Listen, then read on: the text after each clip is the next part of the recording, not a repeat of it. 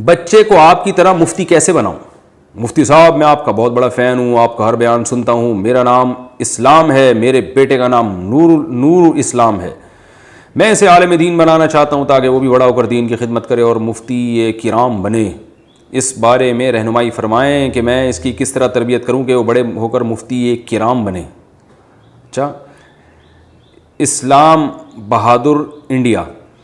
بھائی اللہ مجھے سب سے پہلے نیک آدمی بنائے اور مجھے واقعی حقیقی معنی میں مفتی بنائے، عالم بنائے، جیسا لوگ گمان کر رہے ہیں اللہ حقیقت میں مجھے ایسے ہی بنا دے، تو آخرت میں پتہ چلے گا کون کتنے پانی میں۔ تو بس ہم بھی اللہ سے دعا کرتے ہیں جیسا لوگ سمجھ رہے ہیں اللہ ایسا ہی بنا دے ہمیں، حقیقت کیا ہے تو اللہ ہی جانتا ہے، یہ تو آخرت کا معاملہ بڑا خطرناک ہے۔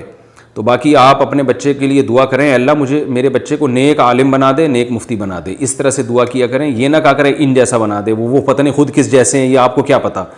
تو کسی کے بارے میں یقین سے کہنا کہ یہ بہت اچھا ہے، یہ خطرناک بات ہے۔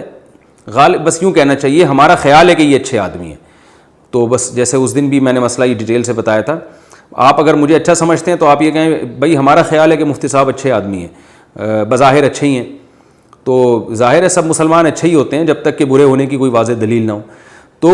اس طرح دعا مانگنے کے بجائے کہ ان جیسا یوں نہ کہا کریں، یوں دعا مانگا کریں اے اللہ نیک عالم بنا دے، نیک مفتی بنا دے اور دین کا بہت میرے بیٹے سے اے اللہ تو کام لے لے۔ باقی کیسے بنائے کیسے کام لے لے تو اس کا طریقہ یہ ہے کہ آپ جہاں رہتے ہیں وہاں انڈیا میں رہتے ہیں نا تو دارالعلوم دیوبند جائیں، وہاں رابطہ کریں، اپنے بچے کو مدرسے میں ایڈمیشن دلوائیں، یا وہ کوئی مدرسہ آپ کو بتاتے ہیں اچھا تو وہاں بچے کو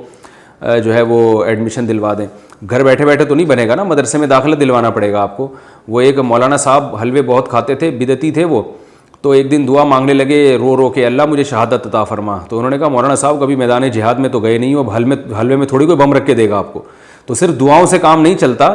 محنت بھی کرنی پڑتی ہے۔ تو آپ اپنے بچے کو مدرسے میں داخل کریں اور اسی حساب سے علماء سے وہاں انڈیا میں مشورہ لے کے اس کی تربیت کرنا شروع کر دیں۔ 10